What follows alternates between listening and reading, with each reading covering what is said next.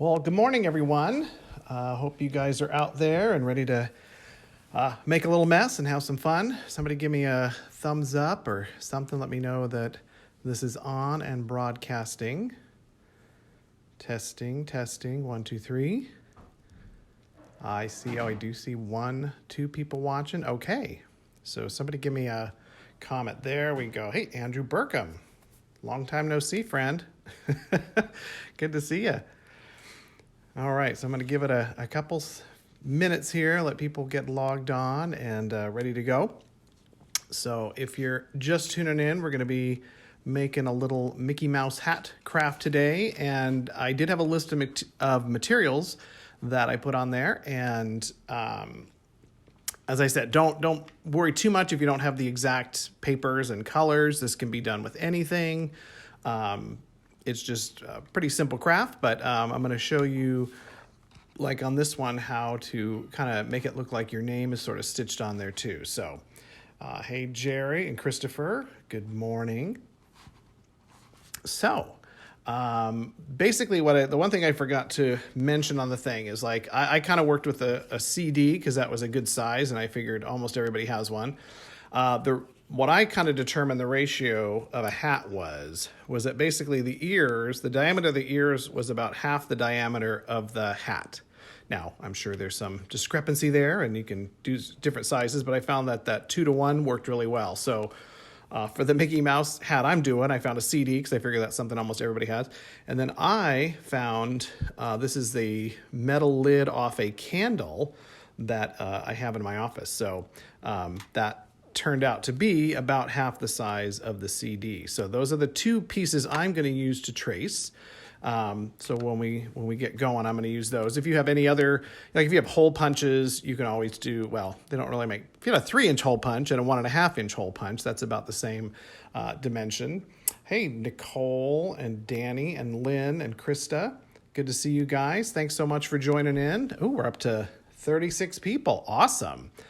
So the reason I'm doing this on Facebook Live is because this will save it. So you can always watch it later. So don't panic if you're not keeping up, or if you think, oh, I didn't get that part. This is going to be saved, so you can always kind of come back and watch it later. So even if you're just watching now and you don't have the materials, just kind of watch it, and then you can always kind of come back or pull this up during the week, do it with your kids, or something like that. So that's one of the things I wanted to do, was to start putting some stuff out that maybe are things you can do at home with your kids, as we're all at home with our kids, or just home by yourself and you're looking for something fun to do. So got my my Disneyland coffee mug. Now for you Disney World people, I do have the entire set of Disney World parks as well. So, but I'm going with the Disneyland one today. A little coffee. All right, so who else we got? Lynn, watching now and we'll do later. That is a good idea. So thank you, Danny. Appreciate that. And so we're going to get going here. And the first thing we're going to do is we're going to cut our hat out. So I'm going to start with my black paper here and my CD. Could be a CD, could be a CD-ROM. So the easiest way to do this is if you have one straight hard edge on the paper, just go ahead and line your CD up so it's about halfway there, and then that kind of saves you having to cut that straight edge too. So I'm going to do this on the back, so I'm going to go ahead and use a white pencil since that shows up the best. So pretty simple. We're just going to trace that little shape there. Okay, now cutting, as I often tell people, is a skill. Now, most people think a lot of art is talents. If you've ever heard me speak, you'll hear me talk about the difference between talents and skills. Every artist has to learn the skills, whether it's drawing, painting, cutting, all those things. Now, the talent will determine what they do with those skills. So, cutting, whether it's with scissors or an X-Acto knife, is a skill. And skills are things anybody can learn, and like any other skill, you get better by doing it more. So one of the things I'm going to do with this, first of all, I'm going to take some big scissors and I'm going to trim off about a 1/2 inch all the way around. And what that does is it just kind of eliminates that awkward paper getting in the way of your hand as you're moving around the circle. So that's going to be my first step. Now, instead of trying to do big cuts, like cut, cut, cut, that's really tough on a circle. So if you ever remember those little crafts we used to do with string, where you put a bunch of nails in and you wound up kind of doing the threads, and it wound up making a curve, even though it was a whole bunch of straight lines. That's kind of the principle we're going to do here. So instead of trying to do big cuts, I'm actually going to do kind of little micro cuts, almost like not even 1/8 of an inch, just almost like if I had to pick a measurement, I would say like a 1/16 of an inch. So I'm just going to kind of do cut, cut, cut, cut, cut, cut, cut, cut, little tiny cuts, because what that does is it makes it much easier to turn the paper as I do it and not try and make a big turn and a big curve as I go, which is more likely to look uneven. This is like a whole bunch of super small cuts, so if one of them is not quite on the line, it's not going to show up as much. So I'm just going to do, what I'm referring to them as micro cuts here. Makes it much easier to cut out a curved shape like this without it looking like, you tried to cut a circle with a pair of scissors. So, and by the way, I can see your comments and I totally appreciate them. It's harder for me to answer them and respond to them as I'm working. So the nice part about Facebook Live is it will save them all, and I will definitely look at them later and get back to you, and appreciate you all watching. So, okay, so the first thing we're going to do is we're going to add a little texture to this hat. I am a big fan of texture, painted textures, physical textures. So I'm not a big fan of flat color. So what I'm going to use, this is where I said grocery bag. So this is like the super cheap, really, really thin grocery bag. So I'm going to have a little tiny scrap of this. I'm going to mix up a light gray. So I've kind of got, oops, I almost stuck the brush in my coffee instead of the water, which, full disclosure, I have done before, and then questioned, that's probably still okay to drink. So I'm going to make a light gray here, and it's going to be a little watery. It's not going to be as thick as the paint. It's going to be a little bit watery. Then I'm going to take, this is kind of a rag on technique, similar to something you do for faux finishing a wall. So I'm just going to wad up a little interesting shape like this, and I'm going to dab it in there. And then you never want to just stick it on your art. You always kind of want to get a little bit off first. So what I'm going to do is I'm going to kind of move this around. And what you don't want to do is go boop, boop, boop, boop, boop, boop, boop, boop. Then you start making a wallpaper pattern. What you want is something really kind of random. So I'm going to twist my hand. I'm going to change locations a lot so that these little shapes don't repeat and start to look like patterns, but look more like a really random pattern on here. So you can kind of see that gives it kind of a unique little texture. Now this is where I'm gonna get my hair dryer. Sometimes if I'm working and I can throw stuff outside under the sun or the dryer, as I like to call it, I will do that. But since we're pressed for time, I'm gonna use my hair dryer. So sorry for the noise.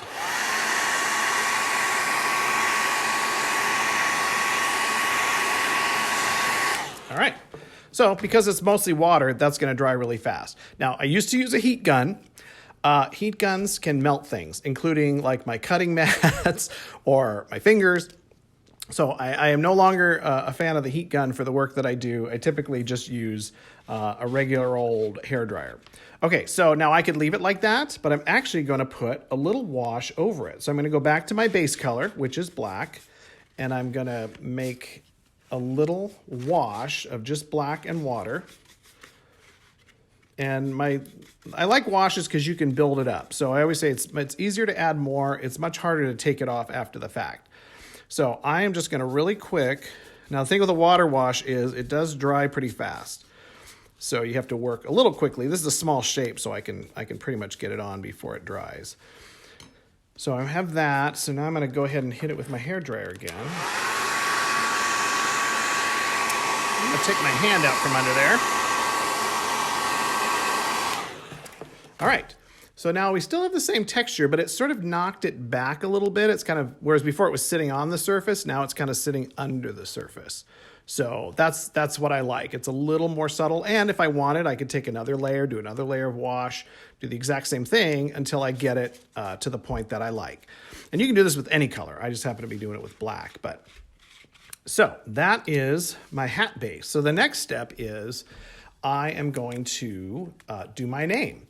So typically the parks seem to use kind of not a calligraphy script, a cursive script for the names. Now, this is always funny because I don't ever use cursive. So anytime I go to write cursive, I have to totally think about how to make the letters again because I'm a printer.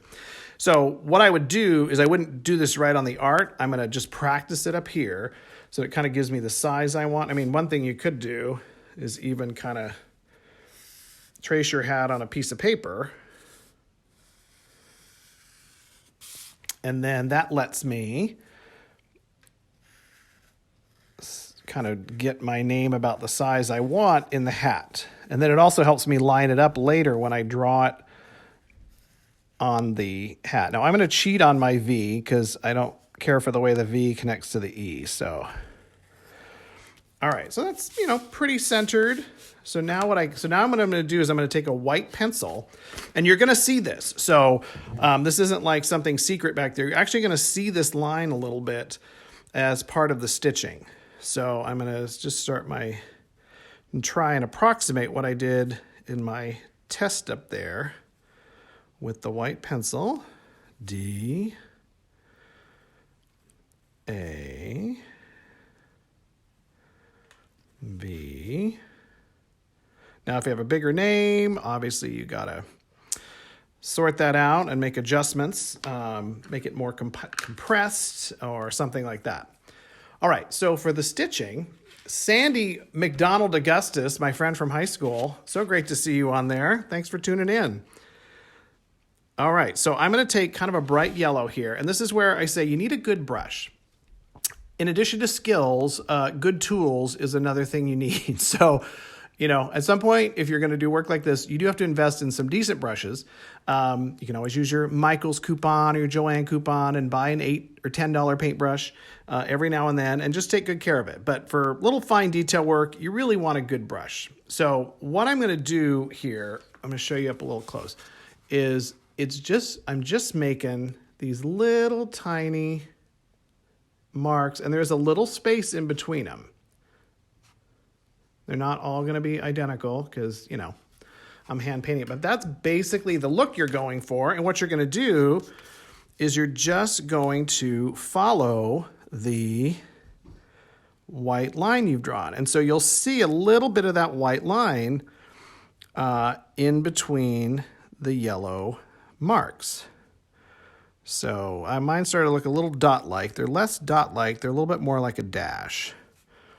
So I'm just going to keep moving around and just follow my white line there. So this is a little time-consuming, but you get the idea. So I'm going to pick up the pace a little bit here and get my D done. And then we're going to do one other step to this to give it just a little bit more pop and definition. So D, A, well, let's see. And then you can always go over a second time if you feel like, because you're putting yellow over black. So it's not going to, some of it's going to, if it's thick enough, it's going to pop. But if it's, really thin as your paint comes off your brush, you may need to kind of go back over those if you want them to have a little bit more color. Okay. Almost there. And again, this kind of painting, this is another thing I refer to as a skill. I always joke, people say things to me like, oh, I'm not talented. I can't draw a straight line with a ruler. And I usually say, drawing a straight line with a ruler is not a function of talent. Drawing a straight line with a ruler is a skill.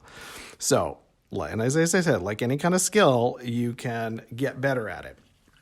Okay, so I'm going to go ahead and hit this with my dryer real quick. Okay, so to give it a little extra pop, I'm I'm going to take some yellow, same yellow I'm using, and some white. And I'm going to make a lighter version of that yellow. And the one thing I did not tell you to get on the list was paper towels. I kind of hoped that was a given, but if you need a paper towel, go grab one. All right, so the next thing I'm going to do is I'm basically going to shade the tops of these with this whiter yellow. Not the whole way down, but I'm going to just kind of hit everything from the top, down a little bit and kind of fade it out as it gets down there. And what this will do is it'll kind of highlight the top. It'll give it a little, almost like, highlight and shadow. So it's almost like the light is coming down this way. It's sort of hitting the top of these letters a little bit more than it's hitting the bottoms. And it just gives it a little bit more interest than what is there just with the yellow. So I'm not sure how much that's showing up online.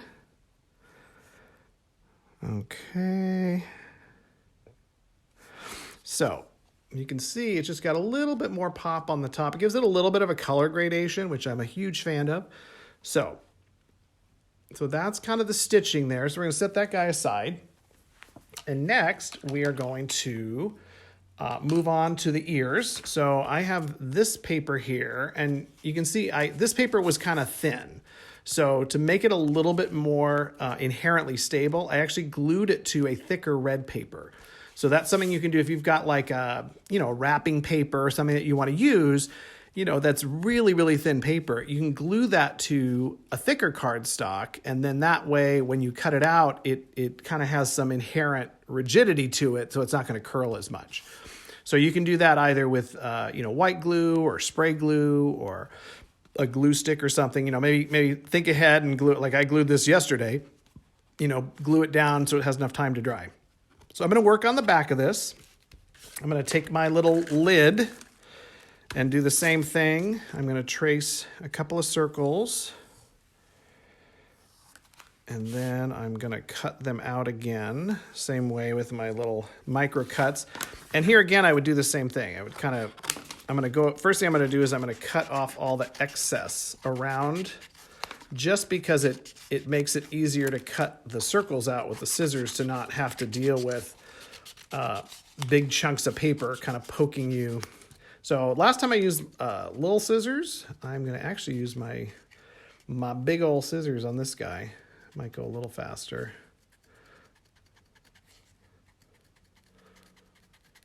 So I always tell the story how when I kind of realized that cutting was a skill that not everybody had. I was doing a project years ago, and I had people cutting out large paper stars that we were folding, and had a group of people show up to help, and I gave this guy a ruler and an X-Acto knife and said, all right, just cut this straight line here, and just totally assumed that anybody with a ruler and a knife could cut a straight line, and I was sadly mistaken.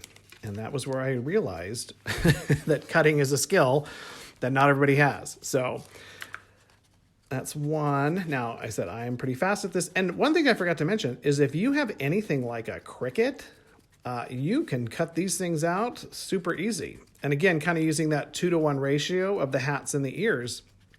And I'm sure probably from what I know of Cricut, somebody's probably even made a Mickey Mouse hat template that you can probably download for free. So that is another great tool where you could cut out hats and ears to your heart's content, and then just hand color them, hand paint them, or do whatever. Okay, so one thing I'm going to do now, my ears kind of have a pattern on them that goes horizontal, so I'm going to make sure that when I put them on the hat, they go the same direction. So I'm going to turn them over, and I'm going to cut these little paper tabs out of some extra black, because the thing is, where they touch the hat, it only winds up being a little tiny bit of the ear, and it's hard to glue that small an area without it getting messy and gushing out and stuff. So what I do is I'm going to take my Elmer's Craft Bond, which is a paper glue, and the one thing they advertise is that it remains flexible. A lot of glues over time can dry out and get hard and chip off. This one, supposedly, I've never, haven't used it long enough or pieced it around long enough to check this, but I'm going to take their word for it. is that it remains a little flexible like a caulk, so it's not going to dry up and get crusty. So what I'm going to do is I'm going to glue 2 tabs on these ears. And what that gives me is a little bit more surface area to glue the hat to. So here's what I might do is, and then what I do sometimes is I'll even have when I've done my crafts for Disney, I'll even have a hat template. So you can even make your own hat template. I'm actually not going to use the Sharpie. One thing, if I'm tracing around something like this, is I'm always going to trace around the back, because if I miss and do that, I've got the back and not the front. So if you do the front, then I've just ruined it. So I'm going to try and make these here. You know what? Here's an idea. Is I'm going to kind of give myself a couple of guidelines here so that when I move it over here, I know how much.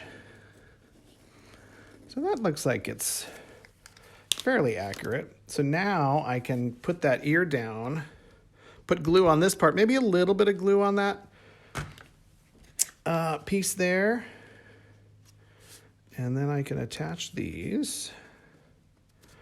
And it's just, like I said, the tab just makes it a little bit easier to give yourself a little bit more surface area to attach to the hat rather than just that little tiny sliver of the ear that's behind the hat. All right. So now let's see. Now I just kind of want to look at it and go, I think that ear needs to go up a little bit more. Eyeball it.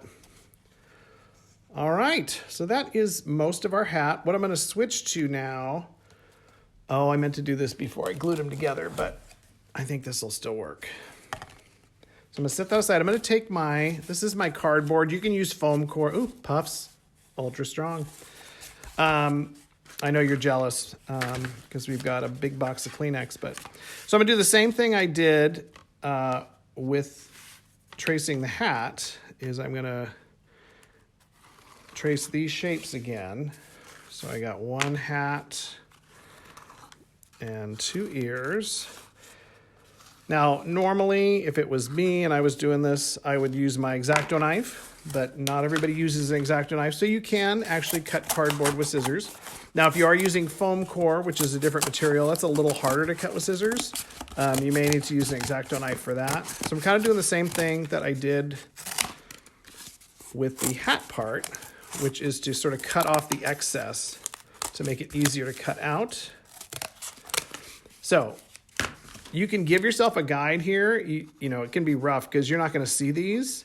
I'm going to come in about 1/4 inch around each of these shapes because you don't want it to go to the edge because then you see that lovely cardboard edge. So I'm just going to kind of ballpark things. Okay, so now I'm just going to take my scissors. These you can do bigger cuts because, again, you are not going to see that thing, hopefully. So I'm going to give myself a couple of circles here. That one. And you can use anything for this. Like I said, cardboard, foam core. Even if you've got, like say you have a hole punch and you want to make like a spacer, you could, if you had like a thick paper, you can punch out 10 circles and glue them together and use that as a spacer behind something else. I do that quite a bit. All right, so I'm gonna find my hat. I'm gonna come back to my hat on the back side. This is where I would typically use my glue gun because I dries fast. So I'm just gonna hit those. And the nice thing about a glue gun is it's not wet. If you use wet glue, like white glue sometimes on papers, it'll make them kind of buckle. So hot glue is nice because it doesn't really bleed through the paper. All right, so that is my hat and my spacers. Now I did have one other piece on my hat that I don't have on this one, which is a little border running along there. So this is a case where I am going to use a knife and my X-Acto knife, just because it is faster and it's easier to get a good cut there. Well, he says as he cuts and it doesn't cut through. So we're going to do 2 cuts. All right. So what I did is I made this a little bit longer than the hat so that it's easier rather than to try to cut it to fit, just to have it overlap, and then I can trim it or I can wrap it around. Now, if you want to spread your glue, sometimes I'll use a paintbrush or even like a Q-tip to kind of thin that out so that you don't have those blobs that ooze out when you press it down. Okay, so we're going to run this guy right up to the edge. Now, like I said, I have a choice here on the ends. I could wrap those around, but I think for time's sake, I'm just going to take my little knife and just sort of cut that right to the edge of the paper.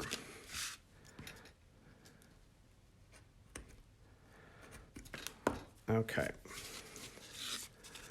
All right, so now I have like a cool little paper border on there.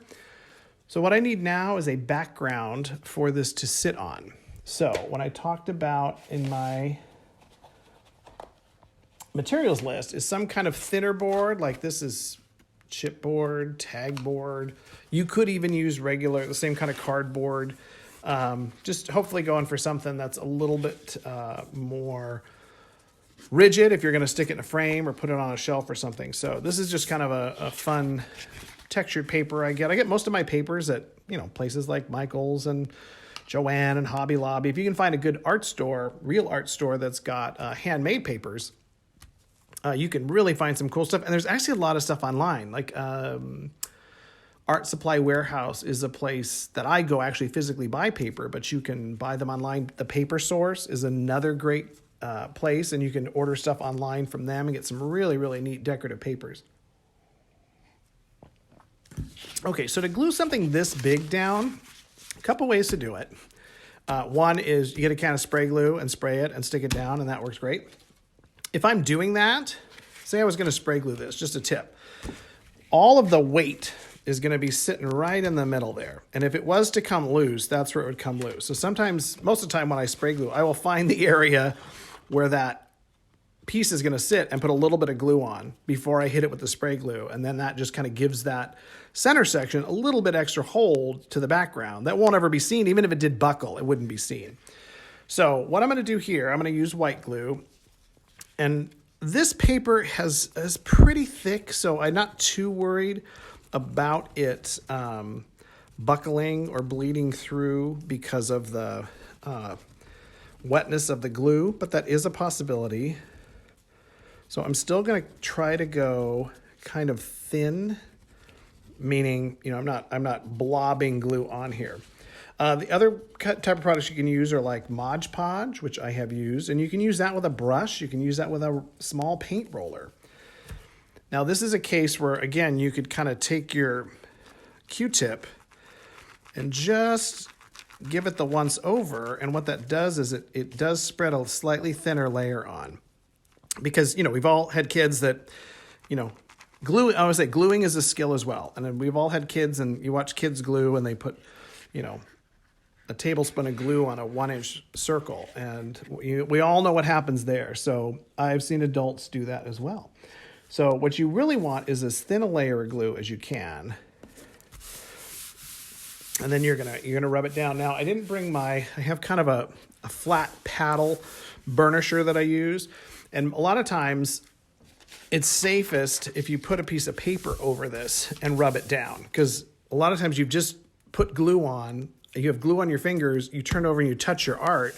And I can feel it coming off on here. Like I would have ruined that front. So a lot of times I actually use parchment paper, baking product, because it's very slick. It's easy to slide your hand across or to slide one of those paddle burnishers that I have. You can take something like a pen and kind of push that down. So, but the big thing is try not to touch the surface with your hands, because you more than likely will have glue on them and get glue on the front, which, as I said, I've done on a regular basis, even to this day. So now I'm just going to take some white glue. I could hot glue this. The one negative of hot glue is once it's down, it's down.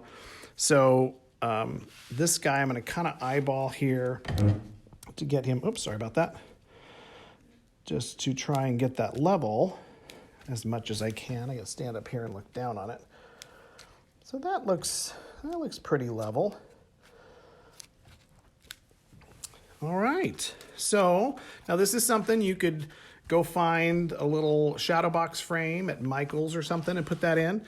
One of the other things you could do if you have other art supplies, like, you know, you can take gems. You know, I could put a row of gems across this headband here, or I could take a hole punch, and I do have some rather large hole punches, and punch out other papers and kind of, you know, do some different things with other circles.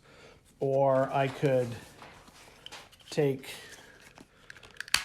you know, some really decorative papers like this and add to my background,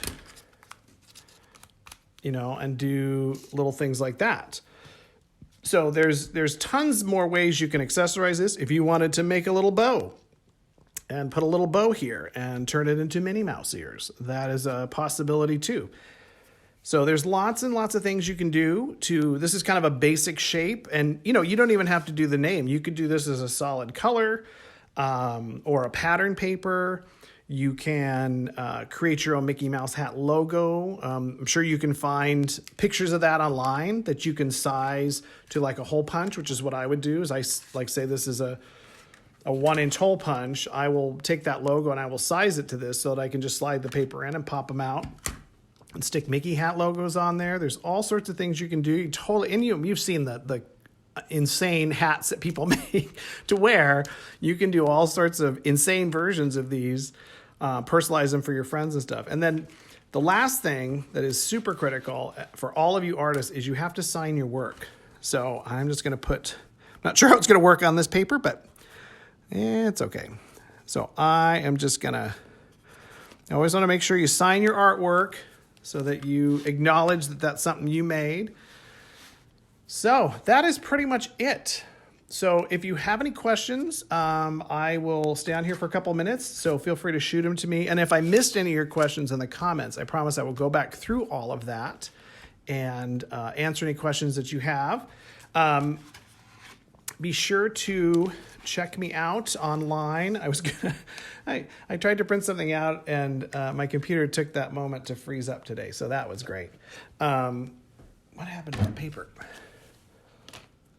So I was gonna write a couple things here. That's strange. Okay, so if you are on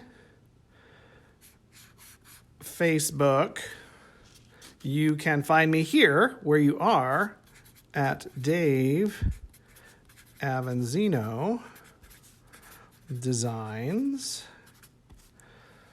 Can you please try to do a small bow just to show us? Yes. And then on Instagram, I am at Dave Avanzino.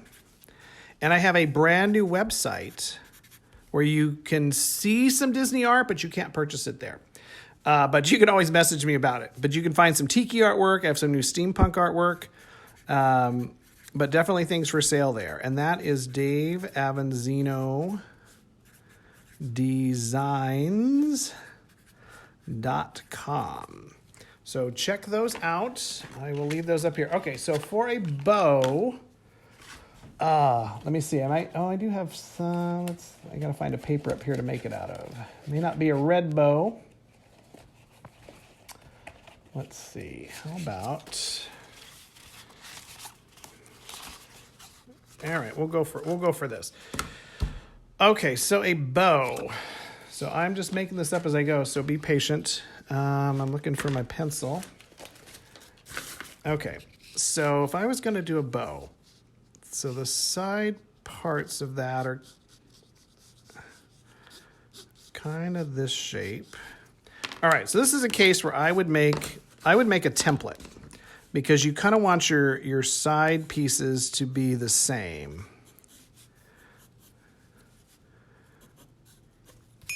So what I'm going to do is I'm going to cut out this guy so that it gives me something to draw around so that all my other ones match it.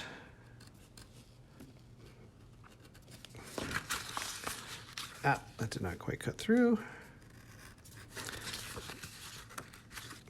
I think I have an old blade here.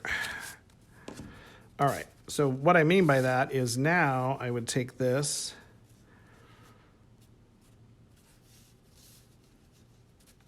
and I'm actually going to go this way. We'll see if this works. And I'm going to flip this over and give myself the opposite, although I think those are going to have to connect there. They're not going to be able to round like that. So we'll see. We'll see if this works. I'm going to push a little harder on this one.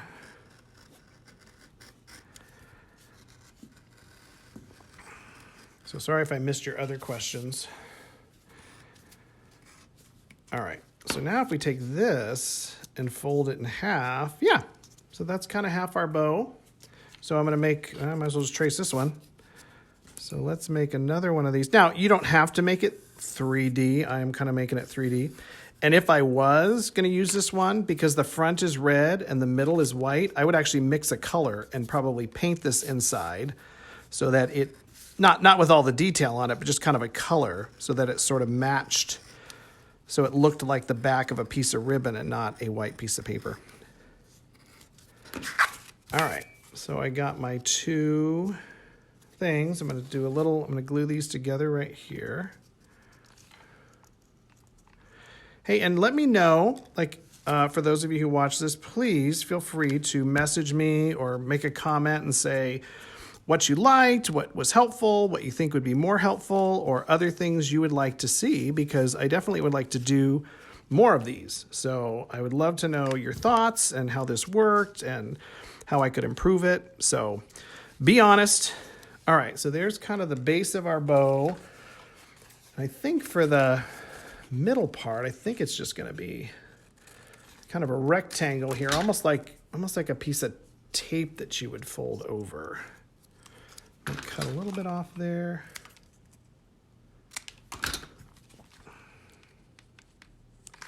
So you could always cut a flat version of this too. Like I said, it doesn't have to be like a 3D bow, but that's kind of fun.